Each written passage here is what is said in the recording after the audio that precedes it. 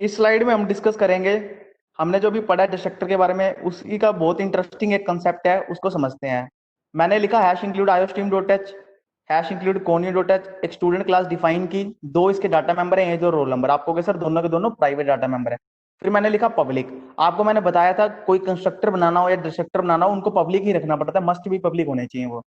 फिर मैंने लिखा स्टूडेंट। आप कहोगे सर सेम नाम है क्लास का और कोई वॉइड इंट नहीं लगाया, कोई स्पेशल सिंबल नहीं लगाया, मींस आपने एक कंस्ट्रक्टर को डिफाइन किया है। बट मैंने कंस्ट्रक्टर को भी डिफाइन किया, साथ में ओपनिंग ब्रैकेट और क्लोजिंग ब्रैकेट के बीच में दो कैचिंग वेरिएबल भी लगा दिए। अगर मैं पूछूं तो कैसा कंस्ट्रक्टर है, आप कहोगे सर ये पैरामीटराइज कंस्ट्रक्टर है और साथ में इसमें दो वैल्यूज पास हो सकती हैं। कौन सा constructor? Parameterise constructor with arguments two, means with two arguments. Parameterise constructor with two arguments means इसमें कितनी वैल्यूज पास कर सकते हो? आप कहोगे सर दो वैल्यूज पास कर सकते हैं। फिर मैंने लिखा सेम नाम है स्टूडेंट क्लास वाला, और फिर मैंने ओपनिंग ब्रैकेट क्लोजिंग ब्रैकेट लगाई है, बट इस बार मैंने स्पेशल सिंबल लगा दिया। आप कहोगे सर स्पेशल सिंबल से हमें पता लग जाता है ये कंस्ट्रक्टर नहीं है, ये आपने यहाँ पे डिस्ट्रक्टर डिफाइन की है। तो इस बात को याद रखना, ये मेरा डिस्ट्रक्टर डिफाइन हुआ है। फिर इनकी वर्किंग तब समझेंगे जब ये नीचे अपने आप कॉल होंगे। और कुछ मैंने डिफाइन नहीं किया अपनी क्लास में। फिर मैं आ गया अपने मेन फंक्शन में। ये क्लास की क्लोजिंग ब्रैकेट थी ऊपर जिसके साथ सेमी कोलन लगा हुआ था। मैं मेन फंक्शन में आ गया। पहली स्टेटमेंट है मेरी clear screen function. Next statement आप ध्यान से समझो। स्टूडेंट, मैंने क्लास का नाम लिखा। मैंने चार ऑब्जेक्ट यहां डिक्लेयर किए हैं, एस टी यू वी। कितने ऑब्जेक्ट डिक्लेयर किए हैं? चार ऑब्जेक्ट डिक्लेयर किए हैं। हम समझते हैं अब इनके बारे में। आपको पता है जैसे ही ऑब्जेक्ट डिक्लेयर होते हैं कंप्यूटर क्या चेक करता है? आप कहोगे सर कंप्यूटर ये चेक करता है क्या मेरी क्लास में कोई कंस्ट्रक्टर तो डिफाइन नहीं है। कंस्ट्रक्टर को चेक करता है कंप्यूटर जब ऑब्जेक्ट डिक्लेयर होते हैं, डिस्ट्रक्टर को चेक नहीं करता। ये बात आप याद रखना। जब आप ऑब्जेक्ट डिक्लेयर करते हो कंप्यूटर कंस्ट्रक्टर को चेक करेगा, डिस्ट्रक्टर को चेक नहीं करेगा। डिस्ट्रक्टर तब चेक होता है जब आपके ऑब्जेक्ट डिस्ट्रॉय होने वाले होते हैं। इस बात को याद रखना। कंप्यूटर ने चेक किया, कंप्यूटर को मिला एक कंस्ट्रक्टर डिफाइन है। आप कहोगे सर ये तो पैरामीटराइज कंस्ट्रक्टर है। इस बात से कोई फर्क नहीं पड़ता। मैंने आपको पहले भी बहुत अच्छी तरह एक्सप्लेन किया था, चाहे पैरामीटराइज कंस्ट्रक्टर डिफाइन हो चाहे डिफॉल्ट कंस्ट्रक्टर डिफाइन हो, कंप्यूटर ने देख लिया इसमें डिस्ट्रक्टर डिफाइन है। अब कंप्यूटर क्या करेगा? आप कहोगे सर अब कंप्यूटर चुप नहीं बैठेगा, वो हर ऑब्जेक्ट से डिस्ट्रक्टर को कॉल करने की कोशिश करेगा। पहला ऑब्जेक्ट है मेरा एस ऑब्जेक्ट, पहले वो एस ऑब्जेक्ट से कोशिश करेगा डिस्ट्रक्टर को कॉल करने की। मैंने साथ में दो वैल्यूज मेंशन कर दी, 20 और 4। और आपकी किस्मत भी अच्छी थी, डिस्ट्रक्टर भी आपने यही डिफाइन किया हुआ था जो दो वैल्यूज जिसमें हम पास कर सकते हैं, और आपने ऑब्जेक्ट भी ऐसा ही डिक्लेयर किया जिसमें दो वैल्यूज पास होती हो। मींस इसमें कोई एरर नहीं आएगा क्योंकि आपका कंस्ट्रक्टर ऐसा डिफाइन है आपकी क्लास में जिसमें दो वैल्यूज पास होती हो। कंप्यूटर को वो डिस्ट्रक्टर मिल गया। और हमने क्या किया, आपको अगर मैं पूछूं 20 और 4 में से 20 किसको साइन होगा, आप कहोगे सर 20 साइन होगा एक्स को, 4 साइन होगा वाई को। बिल्कुल, 20 एक्स में चला गया और 4 वाई में चला गया। और फिर मैंने लिखा age equal x, roll number equal y. तो एज में क्या चला जाएगा? आपको सर एज में एक्स की वैल्यू चली जाएगी। और कौन सी एज में चली जाएगी? ये constructor first time S object से कॉल होगा अपने आप, तो एस के एज में 20 चला जाएगा और वाई एस के रोल नंबर में 4 चला जाएगा। मैंने नीचे आपको मेमोरी में करके दिखा भी दिया। इसके बारे में हम पहले भी बात कर चुके हैं कंस्ट्रक्टर में, इसमें आपको मेरे को नहीं लगता इसमें कुछ ज्यादा डिटेल में बात करने की जरूरत है। फिर आपने एक और ऑब्जेक्ट बनाया हुआ था, अब कंस्ट्रक्टर उसके लिए भी कॉल होगा और वैल्यूज इस पर अलग पास करी हैं। एक्स में 21 चला जाएगा और 5 आपका चला जाएगा वाई में। फिर टी के एज और रोल नंबर में भी वैल्यूज अलग साइन होंगी। टी के एज में मेरा 21 आ गया, टी के रोल नंबर में 5 आ गया। फिर उसके बाद आप कहोगे सर कंस्ट्रक्टर खत्म होगा। अब कंस्ट्रक्टर तीसरी बार किसके लिए कॉल होगा? आप कहोगे सर यू ऑब्जेक्ट के लिए। यू ऑब्जेक्ट में भी आपने दो वैल्यूज मेंशन की हैं और आपकी क्लास में ऐसा कंस्ट्रक्टर डिफाइन है जो दो वैल्यूज जिसमें हम पास कर सकते हो। एक्स में 22 चला जाएगा और 6 चला जाएगा आपका वाई में। और एज और रोल नंबर जो यू के एज और रोल नंबर में वही वैल्यू साइन हो जाएगी। यू के एज में 22 आ गया, यू के रोल नंबर में 6 आ गया, क्योंकि हमने नीचे से पास भी 22 और 6 किया था। अब ध्यान से समझना, मैंने लिखा वी। अब वी लिखने के साथ क्या प्रॉब्लम हुई? वी के साथ मैंने कोई वैल्यूज तो मेंशन नहीं करी थी। कंप्यूटर ऐसे कंस्ट्रक्टर को ढूंढेगा कि उसको क्लास में कोई ऐसा कंस्ट्रक्टर मिल जाए जिसके साथ कोई वैल्यूज पास ना होती हो। मींस कंप्यूटर डिफॉल्ट कंस्ट्रक्टर को ढूंढेगा। लेकिन आपने अपनी क्लास में सिर्फ एक ही कंस्ट्रक्टर बनाया है। आप क्लास में एक से ज्यादा कंस्ट्रक्टर भी बना सकते थे, आपने डिफॉल्ट कंस्ट्रक्टर बनाया ही नहीं।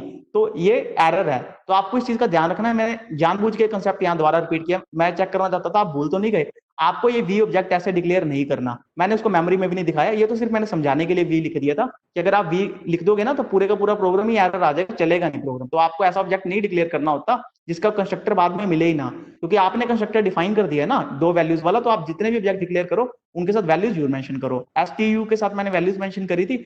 बट मैंने वी को सीधा डिक्लेयर कर दिया था, वो अलाउड नहीं है, वो एरर है, क्योंकि अब आपने कंस्ट्रक्टर को डिफाइन कर दिया खुद से। ये बात का आप थोड़ा सा ध्यान रखना। तो वी ऑब्जेक्ट को एक बार आप भूल जाओ, आप समझो कि प्रोग्राम में वी ऑब्जेक्ट है ही नहीं। फिर आ गया आपका गेट सी एच।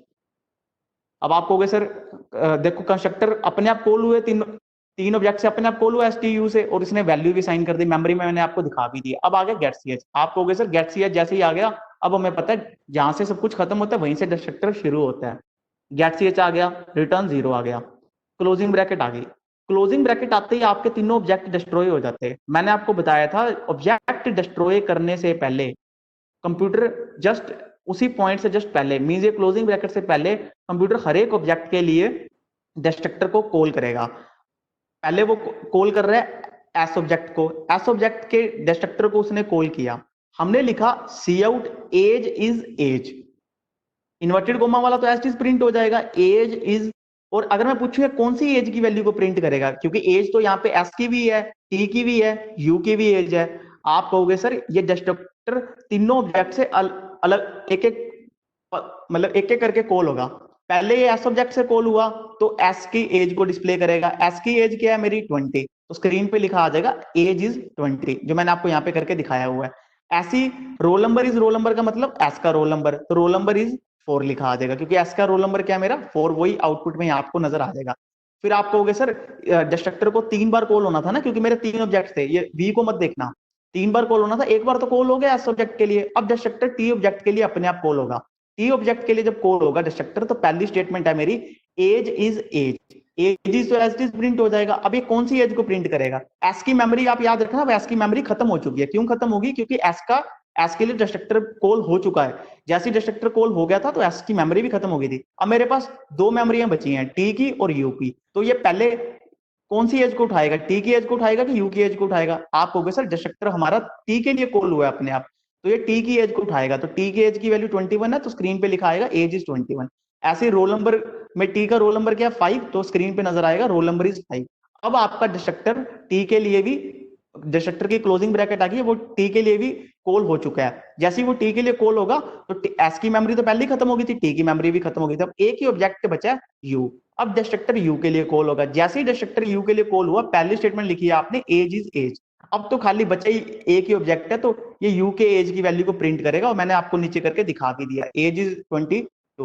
और roll number is roll number में यू का रोल नंबर है 6, तो रोल नंबर इज 6। बट अब आप कहोगे सर तीन डिस्ट्रक्टर कॉल होने थे, तीनों डिस्ट्रक्टर कॉल हो चुके हैं, हमारा प्रोग्राम खत्म हो चुका है। अब आप अगर ध्यान से देखो ना, हमने जो आउटपुट लिखी है, मैंने इसके ऊपर लिखा है एक्सपेक्टेड आउटपुट।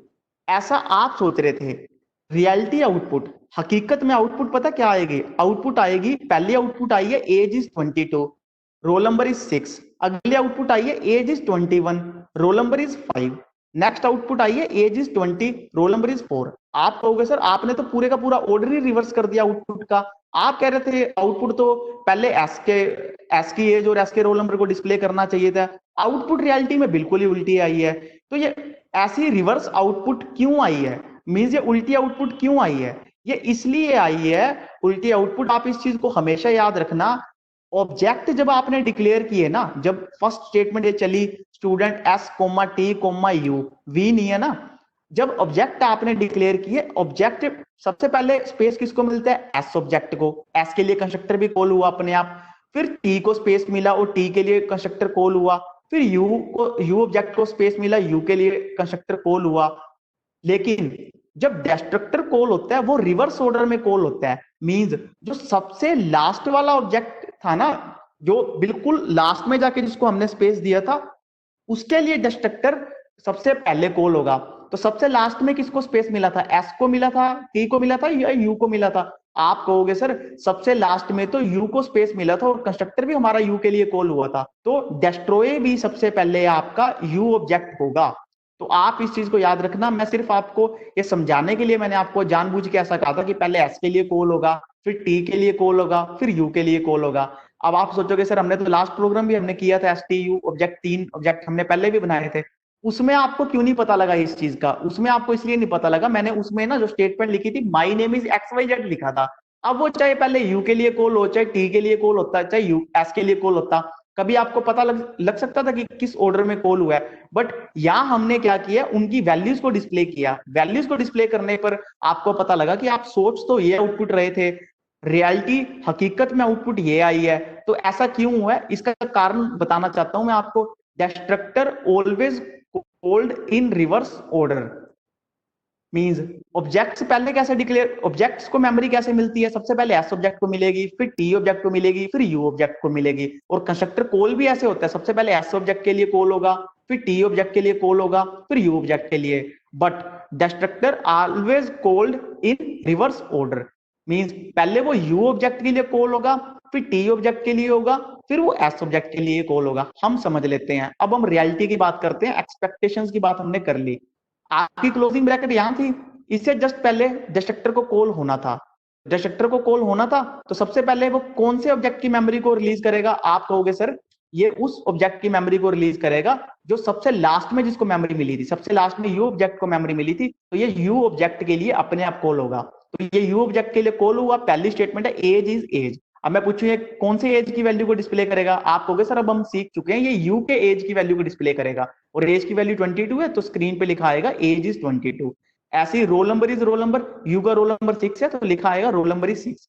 फिर यू की मेमोरी मेरी होगी खत्म। अब डिस्ट्रक्टर किसके लिए कॉल होगा, आप कहोगे सर अब डिस्ट्रक्टर कॉल होगा टी के लिए, क्योंकि सेकंड टाइम किसको मेमोरी मिली थी, टी को। तो टी के लिए जब डिस्ट्रक्टर कॉल होगा तो एज इज एज में कौन सी वैल्यू डिस्प्ले होगी, आप कहोगे सर टी के एज की वैल्यू डिस्प्ले होगी। तो टी के एज की वैल्यू 21 है और रोल नंबर की वैल्यू 5 है, वो भी डिस्प्ले हो जाएगी। फिर ये टी की मेमोरी को भी खत्म कर देगा।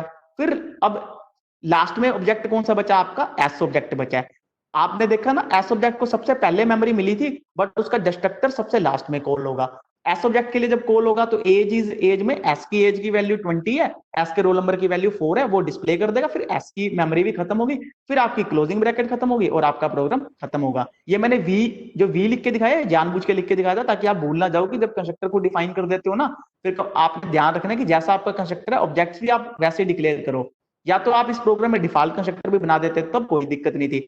अगर आप ऐसा करते तो आपका डिस्ट्रक्टर 4 बार कॉल होता, और सबसे पहले कॉल कौन से ऑब्जेक्ट के लिए होता, वी ऑब्जेक्ट के लिए कॉल होता है, क्योंकि वी ऑब्जेक्ट आपने सबसे लास्ट में डिक्लेयर किया था, मींस उसको मेमोरी सबसे लास्ट में मिली है। ये बहुत इंपॉर्टेंट कंसेप्ट है और मैंने इसका नोट भी बनाया हुआ है। ऑब्जेक्ट से रिवर्स ऑर्डर डिस्ट्रॉय होते हैं मींस ये कंस्ट्रक्ट लिखा हुआ ना, कंस्ट्रक्टर है, कंस्ट्रक्टर के विपरीत ऑर्डर में। इसके आगे का नेक्स्ट